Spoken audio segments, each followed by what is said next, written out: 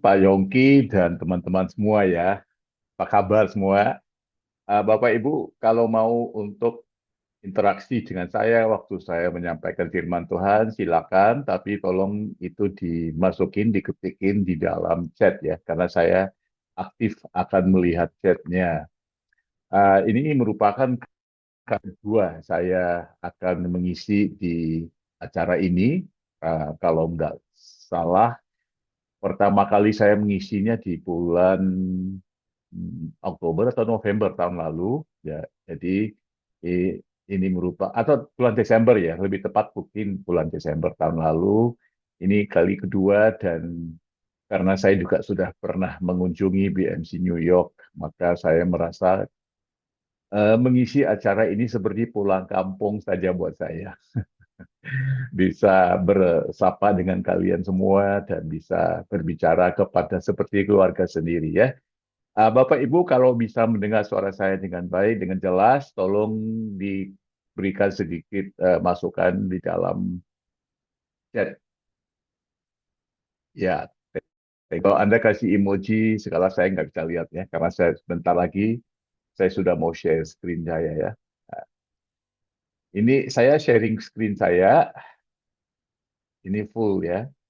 Nah, jadi saya masih buka chat supaya saya bisa lihat chatnya. Nah, Bapak Ibu udah bisa lihat nggak screen saya ini?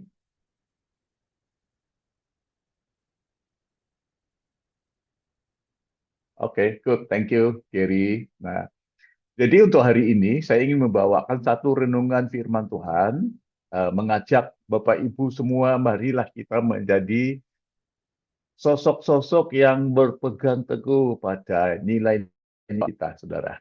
Nah, judul khotbah saya pakai bahasa Inggris, Staying True to Your Values, tapi sebenarnya ini merupakan ajakan buat kita untuk menjadi manusia yang punya standar dalam hidup kita, mempunyai nilai-nilai dalam hidup kita. Bukan saja kita menjadi anak Tuhan, itu identitas kita, tetapi di dalam mengatur pilihan-pilihan hidup, mengatur langkah-langkah hidup kita, kadang-kadang kita akan menghadapi satu persimpangan. Dalam persimpangan itu kita ada beberapa pilihan dan ya memang kita mau supaya dalam melakukan pilihan-pilihan hidup itu ada tuntunan dari Tuhan.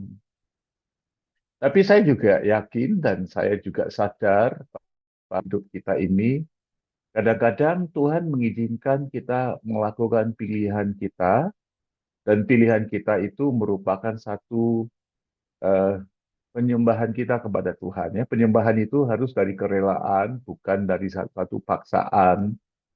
Makanya kita ada kebebasan untuk memilih. Nah, waktu itu kalau kita tidak tahu apa itu kehendak Tuhan, atau mungkin kita tahu apa itu kehendak Tuhan, tapi karena ada tarikan-tarikan lain di dalam hidup kita, jika ada motivasi-motivasi yang bercampur-campur dalam hidup kita, susah untuk kita berpegang kepada nilai-nilai yang sebenarnya. Makanya setiap orang harus membentuk nilai-nilai dalam hidup mereka. Sudah tentunya nilai-nilai ini didasari oleh kebenaran firman Tuhan.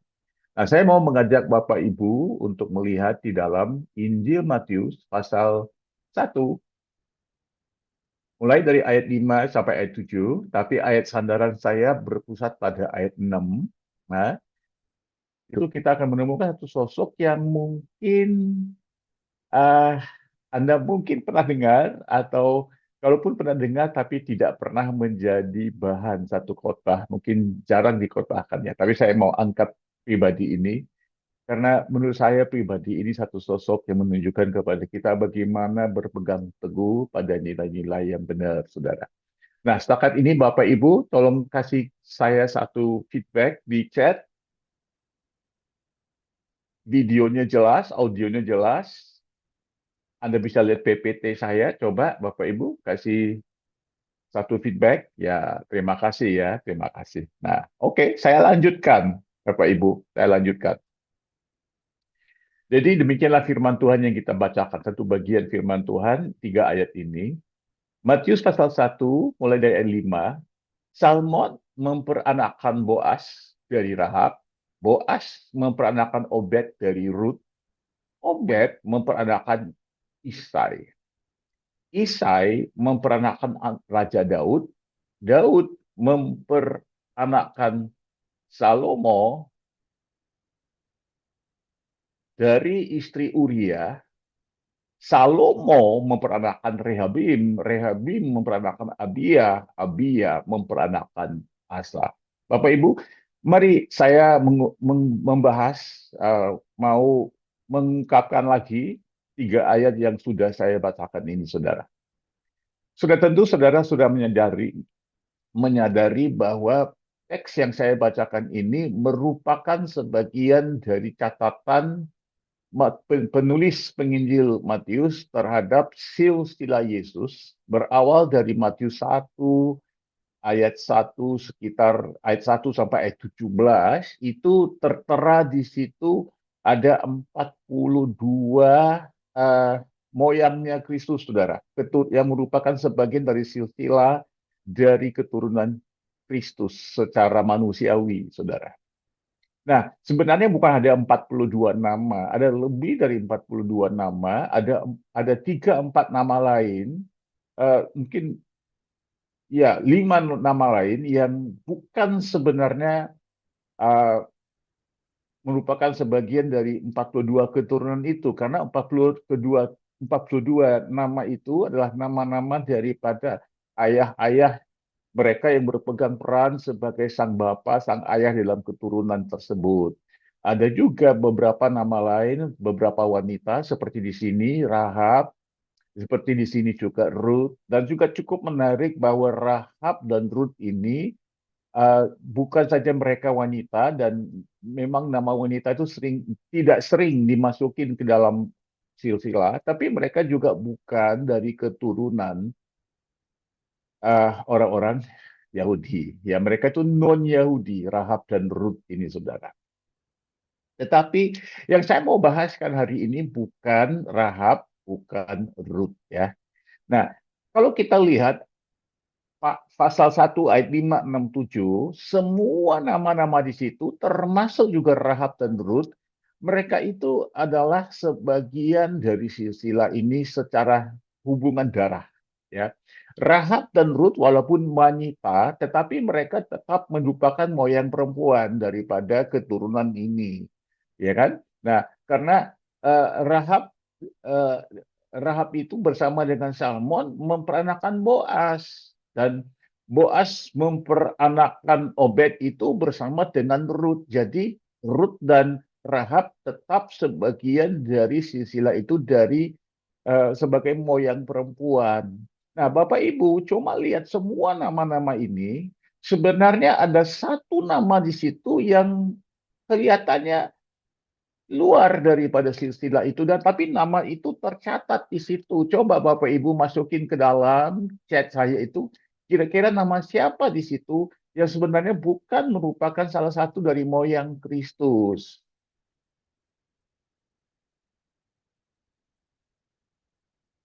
tapi namanya tercatat di situ. Lebih spesifik, lebih persis lagi, namanya tercatat di ayat 6. Nah, Rehabim itu kan sebagian daripada silsilah ini. Karena Rehabim memperanakan Abia, Abia memperanakan Asa, dan kemudian terus sampai kepada Yusuf.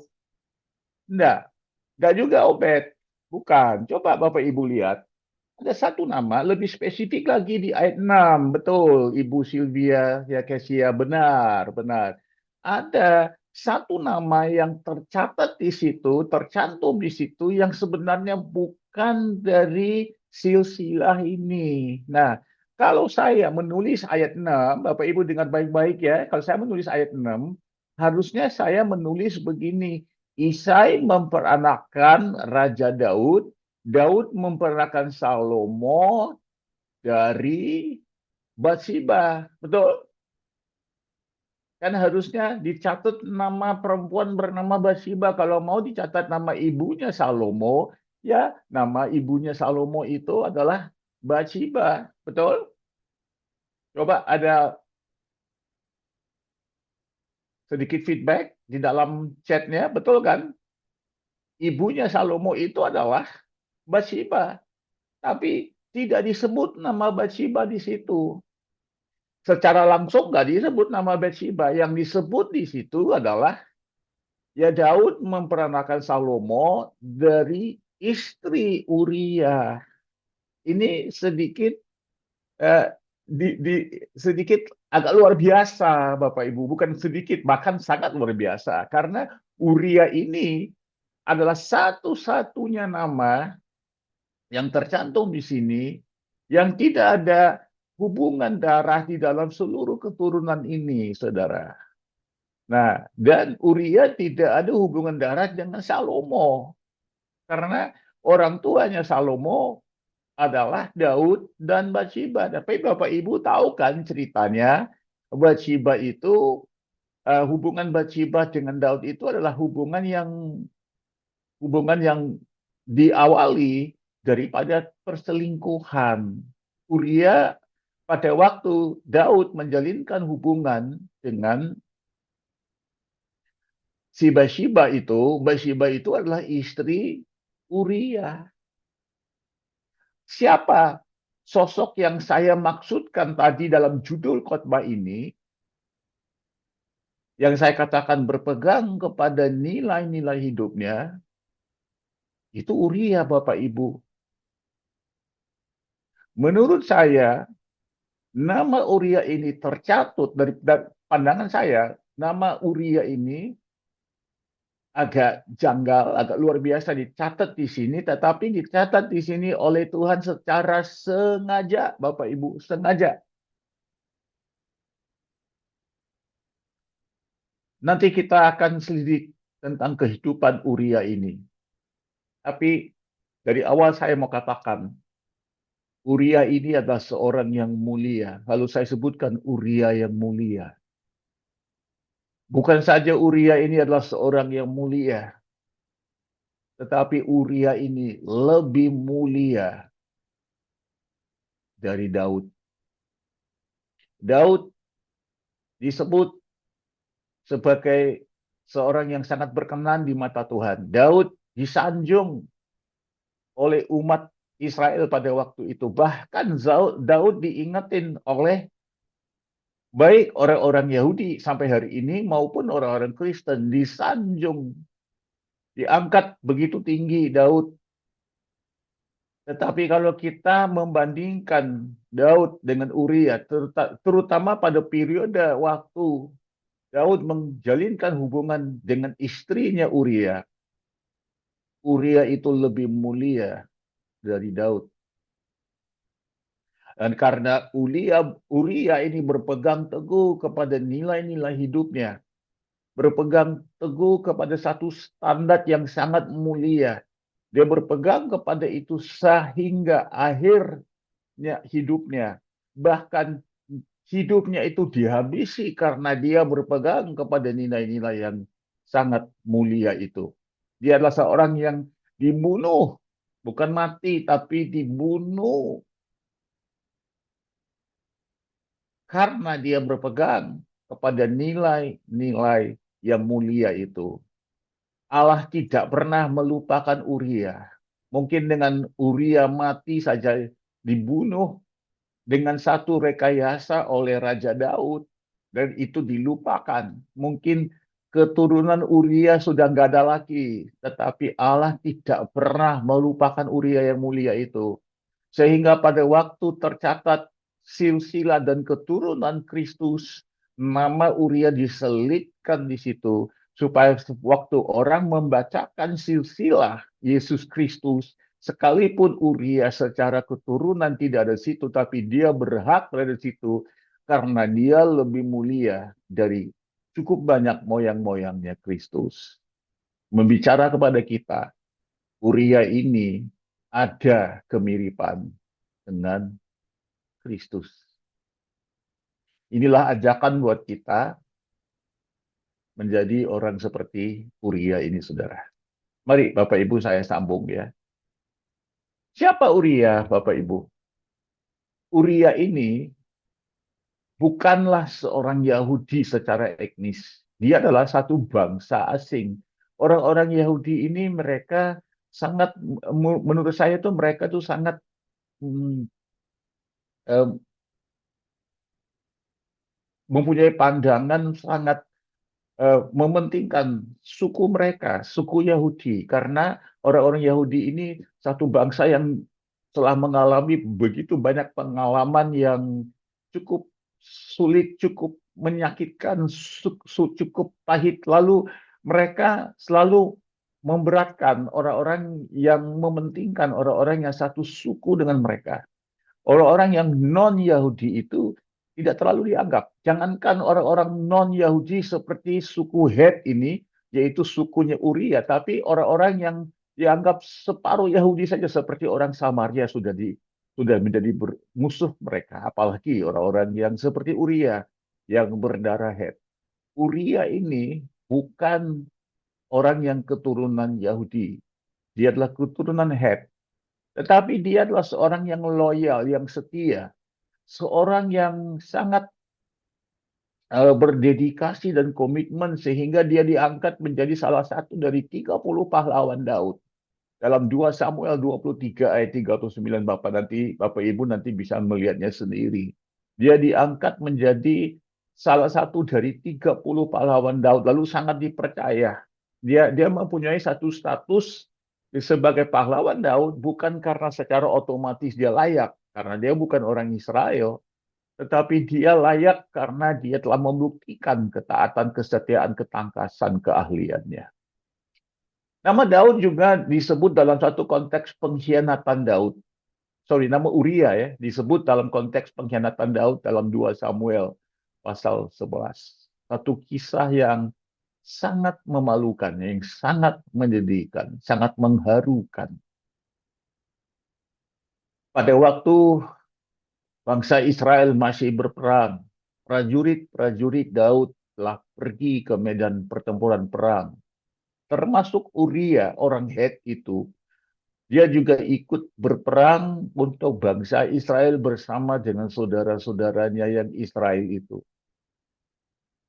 Seharusnya Raja Daud, karena itu menjadi kebiasaan, itu menjadi protokol seorang raja, dia juga harus ikut di dalam pertempuran perang. Dia yang harus memimpin di barisan depan. Tapi dalam 2 Samuel pasal 11, Daud memilih untuk tidak pergi berperang. Dia sudah menjadi raja yang nyaman. Seorang raja yang malas untuk melakukan tugas-tugasnya. Lalu Daud tinggal di Yerusalem. Tapi Uria yang mulia, orang Het itu melakukan tugasnya berperang dengan pasukan-pasukan Israel yang lain itu. Kemudian Daud telah melihat Batsheba. Dia melihat satu hari Batsheba ternyata tinggal tidak terlalu jauh dari istana. Kenapa?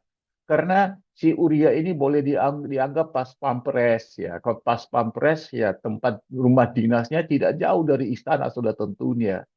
Lalu Uria yang pergi meninggalkan Batsheba, istrinya. Daud dari genting melihat ada Batsheba yang di sebelahnya tidak jauh dari kompleks istana. Dan dia suka kepada wanita itu. Dia tidak memikirkan ini istri orang lain, apalagi istri salah satu dari prajuritnya yang telah pergi berperang. Lalu karena dia seorang raja, kalau saya membaca 2 Samuel pasal 11, itu seperti Raja Daud memaksakan, sepertinya ya, memaksakan dirinya kepada Batsheba, Bapak Ibu. Sehingga akhirnya daripada menjalinkan hubungan itu berulang kali, si Batsheba hamil. Daud telah menghamili istri orang lain. Tapi untuk menutup perbuatan jahatnya, dosanya itu dari mata manusia.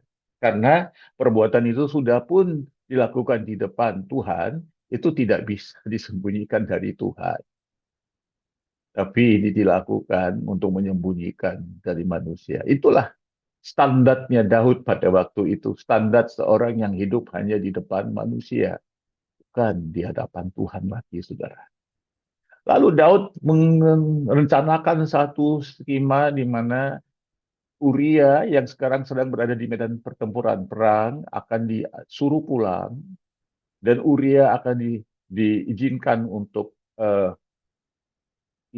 seperti cuti daripada perang, bahkan diimbau untuk pulang ke rumah, kemungkinannya akan menjalinkan hubungan dengan istrinya Bathsheba, kemudian akan disuruh Uria kembali berperang. Mungkin beberapa waktu setelah itu kalau Uria pulang, dia tahu istrinya hamil atau sudah melahirkan anak, akan diperkirakan itu anak Uria itu, dan itu anak yang terkonsepsi pada waktu Uria itu pulang cuti dari perang. Itulah manipulasi dan akal-akal daripada Raja Daud. Tapi Daud tidak pernah menyangka bahwa Uria sebagai seorang prajurit elit dan dia tahu protokol aturan seorang prajurit bahwa di zaman perang pada waktu saudara-saudaramu masih berperang, seorang prajurit tidak pernah akan memikirkan hal-hal lain, termasuk juga bersama dengan istrinya. Karena mereka hanya mau fokus kepada perang. Waktu Uria disuruh pulang dan disuruh untuk kembali ke rumahnya, dia menolak untuk pulang ke rumahnya saat perang berlangsung demi solidaritas dengan pasukannya. Bahkan Daud mengajak si Uria masuk ke istana, disodorin, diberikan minuman keras, alkohol, sehingga Uria itu sudah mabuk, berharap dari waktu Uria itu sudah mabuk, dia akan lupa akan prinsip-prinsip nilai-nilai hidupnya, lalu dia akan masuk ke dalam rumahnya, dan di dalam kondisi mabuk, apakah dia menjalinkan hubungan dengan istri atau tidak, Uria sendiri pasti akan lupa. Tapi Uria dalam kondisi mabuk lebih waras, lebih mulia dari Daud yang dalam kondisi sadar. Karena Uria dalam kondisi mabuk tetap tidak mau masuk ke rumahnya. Dia tetap berpegang kepada nilai-nilai yang ada pada dirinya. Bapak Ibu, dalam hidup kita nilai standar harus lebih tinggi dari tujuan, harus lebih tinggi dari ambisi, dari cita-cita. Karena akhirnya penyembahan yang paling tinggi di depan Tuhan itu adalah pilihan-pilihan hidup kita yang dasarkan pada nilai, pada standar, bukan pada keberhasilan, kejayaan, atau pencapaian tujuan atau goal. Kehidupan Uria yang mulia ini mengajarkan kepada kita hal ini. Bahwasannya penulis Injil Matius mencantumkan nama Uria di dalam silsilah itu, padahal secara nalar, logika, namanya tidak harus ada di situ. Ya satu-satunya nama yang eh, aneh kalau dilihat di situ, tidak masuk logika. Dimasukkan ke situ adalah karena sifatnya mau berpegang kepada nilai-nilai hidupnya sampai akhirnya itu mirip. Lebih mirip sifatnya Kristus daripada mereka yang dianggap adalah moyangnya Kristus. Ringkasan kepada teks yang kita bacakan di sini, saudara ya. Uria itu dimasukkan dalam silsilah Yesus karena sifatnya yang mulia. Pribadi yang mulia itu berpegang pada prinsip. Pribadi yang mulia itu memilih garis depan, bukan memilih zona nyaman. Standar moral seorang pemimpin atau pribadi yang mulia. Saya merasa walaupun si Raja Daud itu adalah raja, kepala pemerintahan, kepala negara, dan Uria itu cuma sekadar prajurit, di dalam Uria itu ada sifat seorang pemimpin yang lebih daripada sifat pemimpin yang ada pada Daud pada waktu itu. Standar moral seorang pribadi yang mulia tidak tergantung standar lingkungan atau standar atasannya. Si Uria memilih nilai-nilai yang tidak bersandarkan kepada apa yang diarahkan kepada dia, apa yang dilakukan oleh Daud. Meskipun dibungkam oleh pengkhianatan, persis seperti Yesus juga dikhianati, Uria yang mulia juga dikhianati. Nama Uria diabadikan dalam silsilah Mesias. Seseorang yang membacakan silsilah ini tidak mungkin akan melewati nama ini. Orang yang memegang kepada standar dan nilai-nilai hidupnya itu pasti ada kesaksian. Uria adalah seorang head, sosok tanpa panggung tapi penuh prinsip. Dia setia pada pasukan, bukan tertawan pada silau istana. Dia menjaga standar saat rajanya sendiri melanggar standar. Dia mengutamakan keahlian di atas kenyamanan. Dalam dunia yang penuh kompromi, kadang-kadang kompromi tersebut diatasnamakan terobosan, diatasnamakan visi dan ambisi. Hati-hati Bapak Ibu, karena Uria tidak mau kompromi, Uria kelihatannya tidak mencapai prestasi atau tujuan yang luar biasa. Uria hanya bisa menunjukkan kepada kita nilai sejati seseorang itu adalah nilai setia dan taat kepada prinsip dan nilai. Tapi di dalam nama-nama yang tercantum di situ, Uria adalah satu-satunya orang yang punya kesaksian yang utuh, yang indah sekali. Ada sekitar 46 nama yang tercantum di situ. Tapi Uria satu-satunya orang yang kalau kita mikirkan hidupnya, kita hanya bisa melihat hal yang positif. Sekali lagi Bapak Ibu, mari kita merenungkan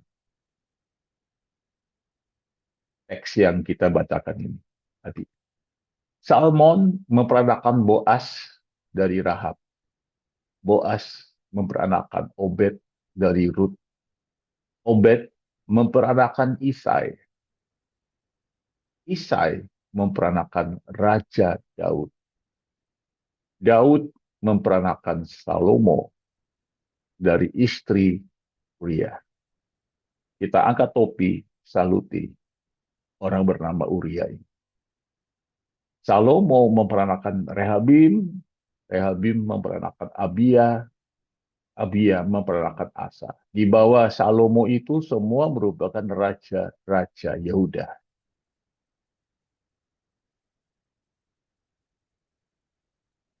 Tiga poin sebagai rangkuman dan kesimpulan renungan saya pada hari ini, saudara. Ayo, ini ajakan untuk kita menjadi seperti Uria. Kenapa? Karena Uria ini mencerminkan sifat yang ada pada Kristus. Setia memilih loyalitas daripada keuntungan. Akan ada momen-momen dalam hidup kita di mana pilihan kita bukan keuntungan dengan kerugian, tetapi keuntungan dengan kompromi. Pada waktu itu, kita bukan diminta loyal kepada organisasi, karena mungkin hal itu tidak ada hubungan dengan organisasi. Kita bukan diminta loyal kepada satu pribadi, kita hanya diminta loyal, bukan pribadi manusiawi, tapi pribadi surgawi. Atau bukan saja itu, saudara, tapi loyalitas kita kepada satu standar nilai, saudara.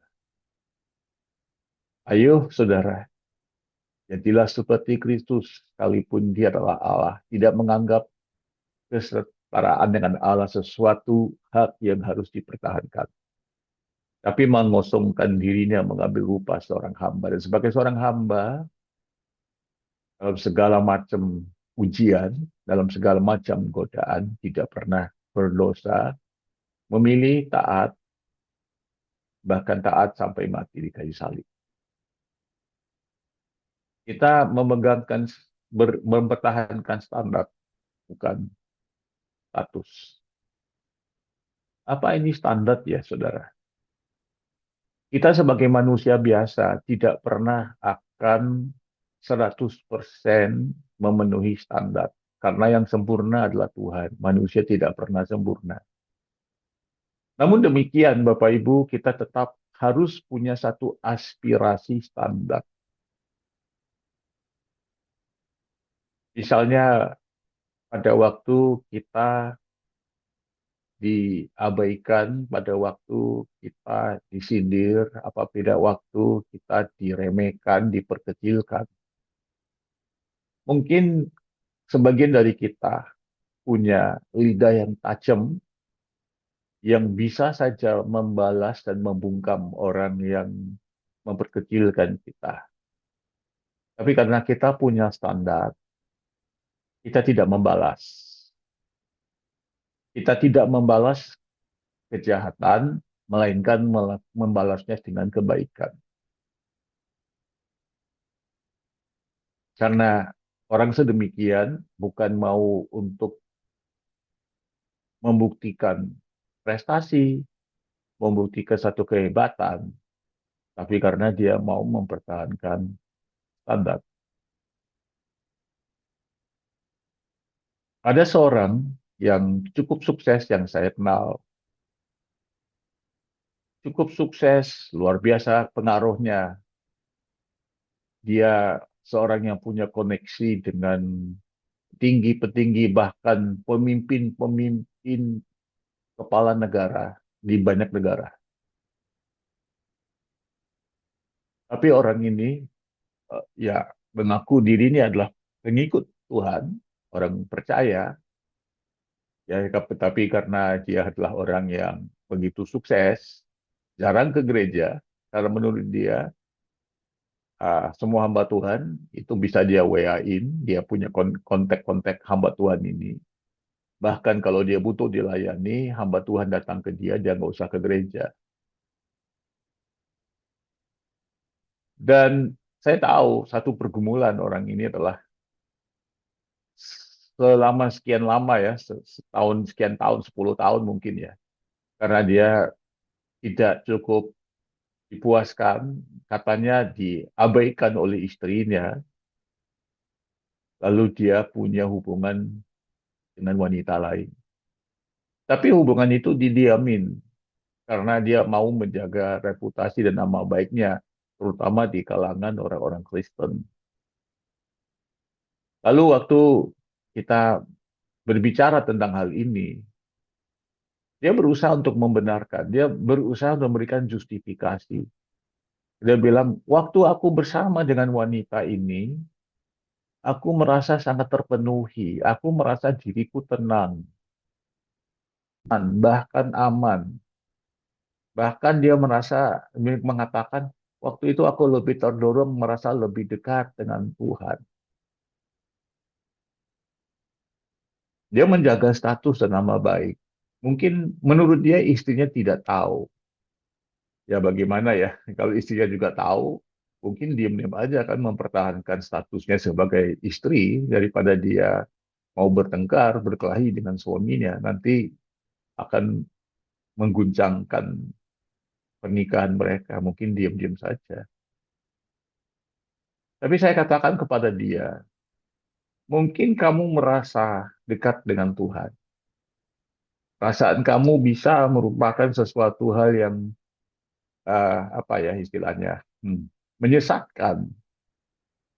Bisa juga perasaan itu berdasarkan belas kasihan Tuhan terhadap kamu.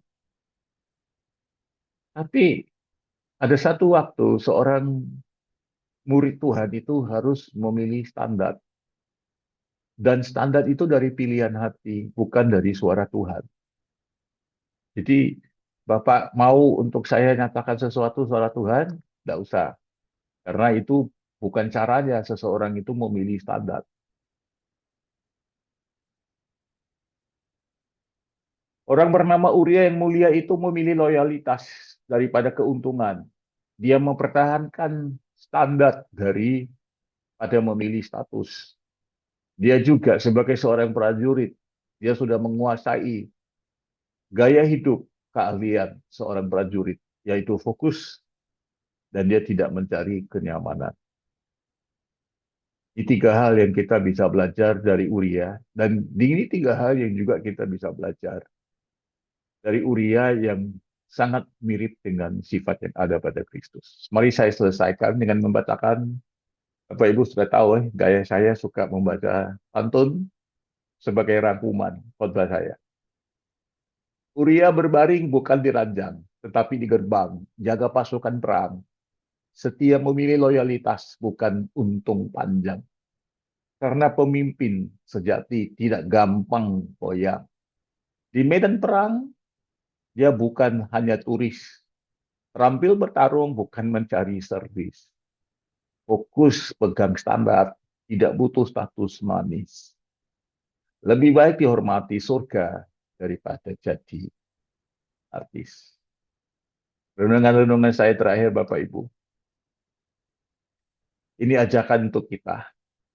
Jadikan panggung utamamu itu di depan Tuhan. Lalu Tuhan yang akan membukakan panggung yang sesungguhnya buat dirimu. Uria tidak masuk sisilah, tidak harus masuk sisilah sebenarnya. Tetapi tetap disebut karena karakternya terukir di surga. Mungkin saja dunia melupakan seseorang, tetapi surga mengenal orang tersebut. Apabila engkau dikenal surga, sekalipun dunia melupakanmu, engkau sudah menang. Setia bukan soal etnis, tapi integritas. Seorang Het bisa mengalahkan Raja Israel dalam hal kesetiaan karena memiliki nilai hidup yang lebih tinggi. Karena nilai hidup itu sebenarnya lebih tinggi dari status lahir, saudara. Uria hidup, Uria itu hidup menurut standar ilahi, bukan standar istana. Dia lebih memilih tenda pertempuran, bukan ranjang yang nyaman. Bapak Ibu yang dikasih Tuhan, BMC New York, tanggal 14 Agustus. Tuhan sudah berbicara kepada kita lewat firman-Nya. Mari kita berdoa sejenak. Tuhan, kami sudah mendengar, merenungkan sebagian dari firman-Mu. Dan firman ini mengingatkan kami, Engkau adalah Allah yang adil. Engkau adalah Allah yang punya kekudusan. Dan kekudusan itulah yang harus mewarnai standar kehidupan, nilai-nilai kami, Tuhan. Mungkin dalam hidup ini kami harus sedikit berkorban. Mungkin dalam hidup ini kami tidak bisa mendapatkan semua yang kami impikan. Mungkin dalam hidup ini kami harus memilih jalan yang lebih merepotkan. Jalan yang kelihatan lebih panjang, lebih jauh. Tidak ada jalan pintas di situ. Tapi Tuhan, Engkau sudah mengukir, Engkau sudah mencatatkan kebenaran-Mu di dalam hati nurani kami. Tuhan, ini menjadi doa kami semua. Doa hamba untuk semua umat-Mu yang hadir mendengarkan firman ini. Supaya pada momen-momen kekelaman, momen-momen yang membingungkan, kami ini hidup sesuai dengan apa yang kami lihat ada di dalam Uria, sesuai dengan apa yang ada dalam hidup Kristus, yang mengawali dan menyelesaikan hidupnya dengan benar dan baik.